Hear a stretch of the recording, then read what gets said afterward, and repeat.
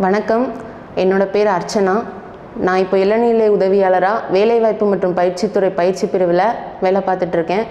இங்கே வெற்றி கோவில்பட்டி பிரான்ச்சில் தான் படித்தேன். இது என்னோடய அப்பா அம்மா. எனக்கு வெற்றியோட பயணம் அப்படிங்கிறது 3 வருடமாக இன்னும் தொடர்ந்துகிட்டே தான் இருக்குது. எந்த ஆரம்பத்தில் டிஎன்பிஎஸ்சி அப்படின்னா என்னன்னே தெரியாத ஒரு பயிற்சியாளராக தான் நான் அந்த அகாடமிக்கு போனேன். அங்கே போகும்போது எதுவுமே எனக்கு அதை பற்றி ஐடியாவே கிடையாது. பட் என்னோடய ஒரே ஒரு குறிக்கோள் என்ன அப்படின்னா, அரசு பணியில் போய் எப்படியாவது நம்ம போய் ஜாயின் பண்ணிடணும் அப்படிங்கிற ஒரு குறிக்கோளில் தான் நான் அங்கே அகாடமிக்கு போனேன். 2020 டிசம்பரில் போய் அங்கே போய் ஜாயின் பண்ணேன்.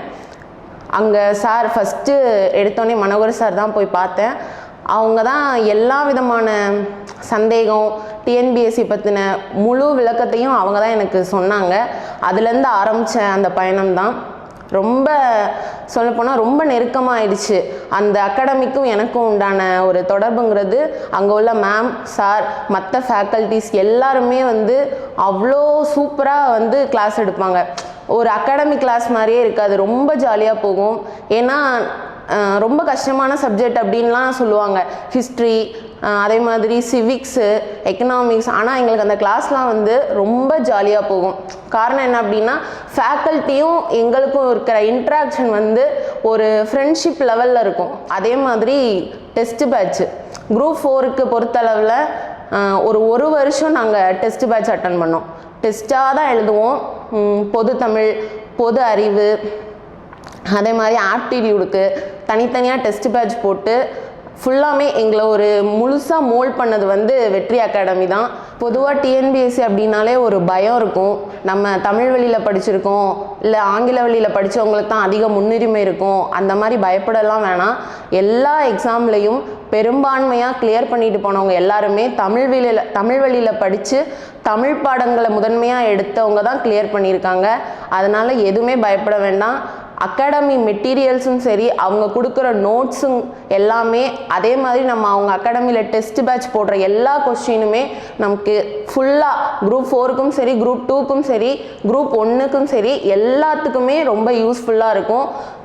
அப்படி நாங்கள் படித்து டெஸ்ட் பேட்ச் போட்டு அவங்களுடைய பாதையில் நாங்கள் போனங்கிறனால தான் நாங்கள் எங்களால் எக்ஸாமை கிளியர் பண்ண முடிஞ்சது. குரூப் 4ஆக இருந்தாலும் சரி, நாங்கள் குரூப் 2 எழுதினேன். மெயின்ஸ் வரைக்கும் எனக்கு கைடன்ஸ் கொடுத்தாங்க, ரொம்ப உதவிகரமாக இருந்துச்சு.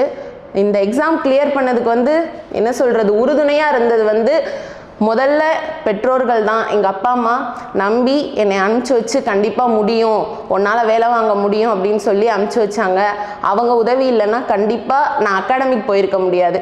அகாடமிக் போனதுக்கப்புறம் சார் மேடமோட உதவி, அங்கே கைடன்ஸ், அது எல்லாமே எனக்கு ரொம்ப உறுதுணையாக இருந்துச்சு. இன்றைக்கி நாங்கள் இந்த அளவுக்கு வேலையில் இருக்கோம் அப்படின்னா அதுக்கு பின்புலம் வெற்றி academy, Manohar sir, Bhavani madam, மற்ற எங்களுக்கு எல்லா கிளாஸ் எடுத்த எல்லா ஃபேக்கல்ட்டிஸுமே எங்களுக்கு அவ்வளோ உறுதுணையாக இருந்தாங்க. எங்களுக்கு நல்லா ஹெல்ப் பண்ணாங்க. என்றைக்குமே இந்த வெற்றி அகாடமிக்குள்ளே இருக்கிற தொடர்பு அப்படியே கண்டினியூ ஆகணும்னு நான் நினைக்கிறேன். ரொம்ப நன்றி. வணக்கம். இந்த அர்ச்சனாவோட அப்பா நான். அந்த வெற்றி அகாடமியில் படித்து அவள் அவளுடைய முயற்சி தான் ரொம்ப பெரிய காரணமாக இருந்தது. விடாமுயற்சி, எப்படியாவது அரசு பணியில் வேலை வாங்கணுங்கிற ஒரு குறிக்கோள். அது அந்த முயற்சிக்கு நாங்கள் உறுதுணையாக தான் இருந்தோம். அதுக்கு நாங்கள் அதே மாதிரி வெற்றி அகாடமியில் உள்ள சார், மேடம் எல்லாருமே நல்ல ஒரு சப்போர்ட் பண்ணாங்க. அது பொறுத்தவரை எங்களுக்கு ரொம்ப சந்தோஷம். நன்றி.